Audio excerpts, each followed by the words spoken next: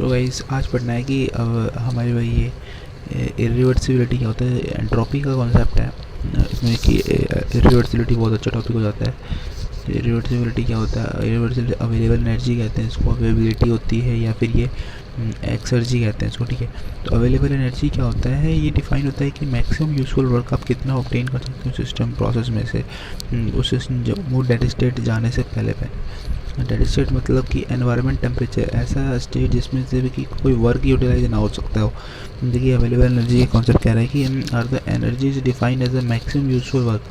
कहते हैं कि जो मैक्सिमम यूजफुल वर्क है जो हम ऑब्टेन करते हैं सिस्टम में से पूरे प्रोसेस में, कम इनटू द स्टेट, मतलब कि जो डेड स्टेट से जाने से पहले, मतलब कि डेड स्टेट में अगर कोई सिस्टम जाने से पहले में आप कितनी मैक्सिमम वर्क उसमें से यूटिलाइज कर लेते हो, उसको कहते हैं अवेलेबल एनर्जी। और डेड स्टेट क्या होता है, dead state is system is dead state from which A thermodynamic equilibrium with surrounding. वही कि उसकी जितने टेम्परेचर हो गया, प्रेशर हो गया, वॉल्यूम हो गया, वो क्या वो एक्सपेंशन ना करे, कुछ ना करे, बढ़े ना, तो वो सराउंडिंग के से इक्विलिब्रियम होते हैं, वो डेड स्टेट कहते हैं।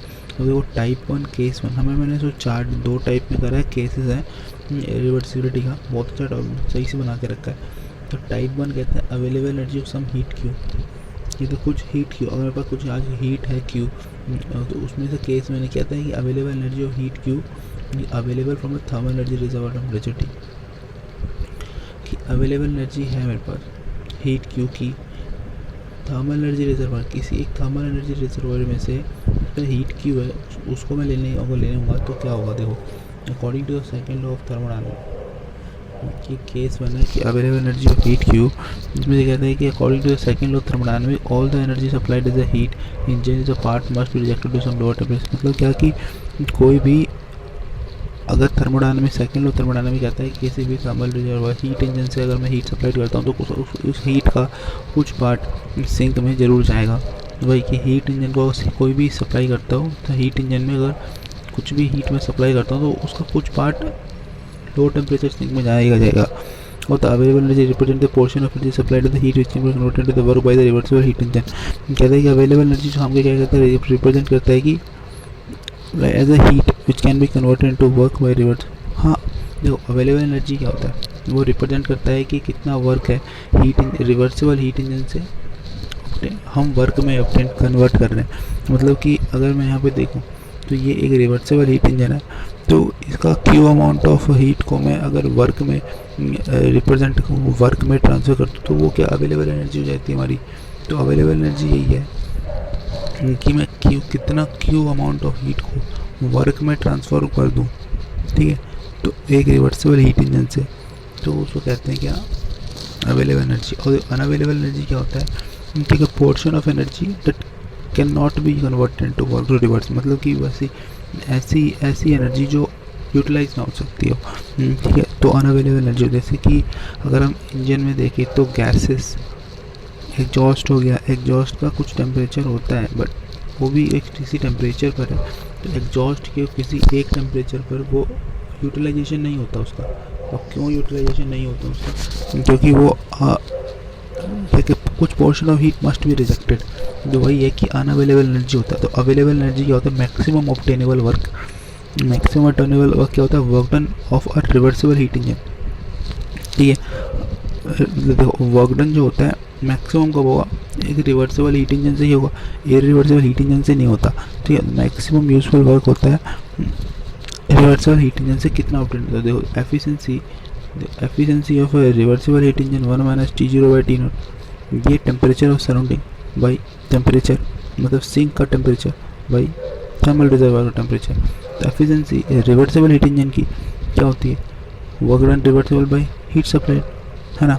ये हमें पता था कि रिवर्सिबल हीट इंजन की एफिशिएंसी 1 - T0/T है, और रिवर्सिबल हीट इंजन की efficiency work reversible by heat supplied, ठीक है। तो अब ये जो वर्क डन रिवर्सिबल होता है वो क्या है एक्चुअली में, तो क्या अवेलेबल एनर्जी है हीट इंजन से, हम किसी भी एक टेम्परेचर टी से क्यू अमाउंट ऑफ हीट जल लेता है ना, तो वो वही तो है रिवर्सिबल एनर्जी। वो अवेलेबल एनर्जी तो वर्क डन है, रिवर्सिबल हीट इंजन के द्वारा काम किया गया वर्क ही अवेलेबल एनर्जी है। तो वो क्या होगा, available energy by heat supplied, Q हो रहा है हीट सप्लाइड, तो देखो यही एफिशिएंसी उसको यहाँ से उठा दी, तो 1 minus T not by T.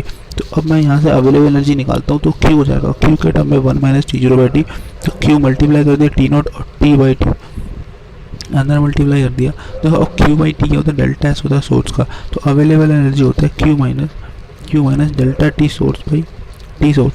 इसका मतलब ये कि अवेलेबल एनर्जी में से कुछ अवेलेबल एनर्जी वही है कि क्यू अमाउंट ऑफ हीट में से, हमारा क्यू अमाउंट ऑफ हीट में से कुछ माइनस हो रहा है, और ये जो माइनस हो रहा है वो अनअवेलेबल एनर्जी है। तो अवेलेबल एनर्जी क्या है, तो अगर मैं इसको इधर ले जाऊँ तो क्यू अमाउंट ऑफ हीट जो होगा तो available energy plus unavailable energy है। तो अवेलेबल एनर्जी क्या होगा, Q minus T not delta S source. अब डेल्टा एस सोर्स है, एंट्रोपी ऑफ सोर्स है, तो अनअवेलेबल एनर्जी कितनी होगी, ये होगी T not delta S source, ये है ना टी नॉट डेल्टा एस, एक सी T not delta S. Unavailable energy क्या हो जाएगी, T not delta S source, क्योंकि ये अवेलेबल एनर्जी में कुछ में क्या अवेलेबल एनर्जी और अनअवेलेबल एनर्जी वो क्यू में ही है, टोटल एनर्जी क्यू में है।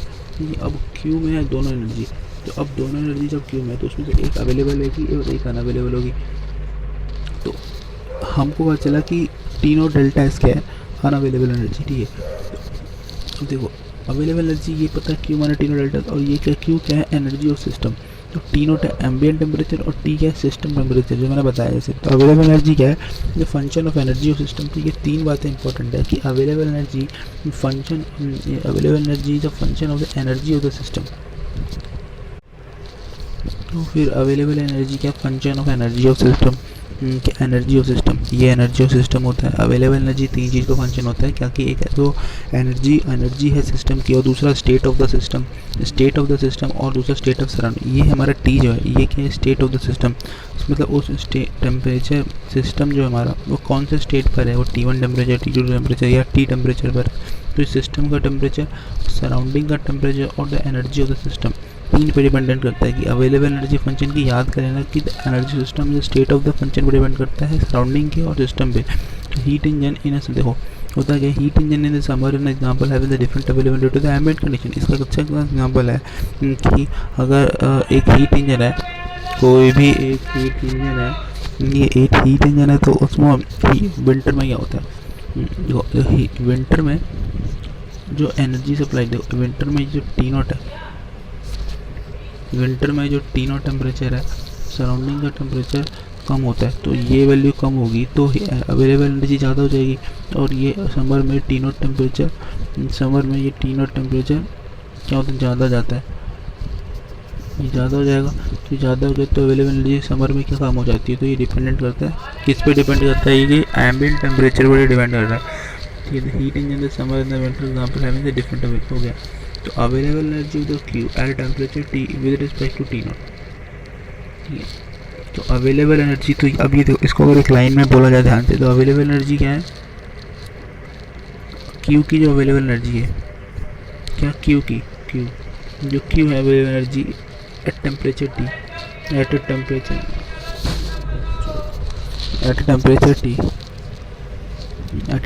T with respect to T not, तो energy Q 1 minus T not by T, ठीक है।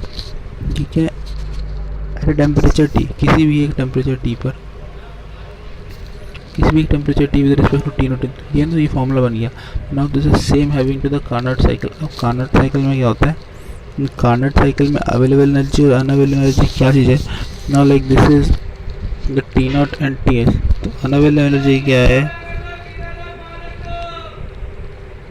ये 1 2 3 4 cycle T nought, heat supplied Q not, ये वर्क है, ये रिप्रेजेंट क्या कर रहा है, कार्नोट साइकिल। इससे first is isothermal heat addition, 2 to 3 is adiabatic expansion, और 3 to 4 is adiabatic constant temperature heat rejection, 3 to 4 to 1 is adiabatic expansion.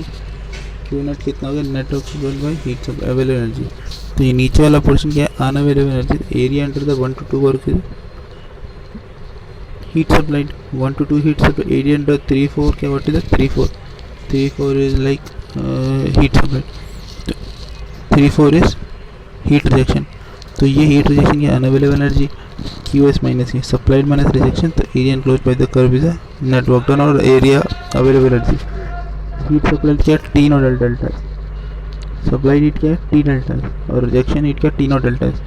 इससे पता चल गया हमको सप्लाइड हीट टी टेम्परेचर पर और rejection heat T not temperature surrounding के temperature पर, that is the available energy.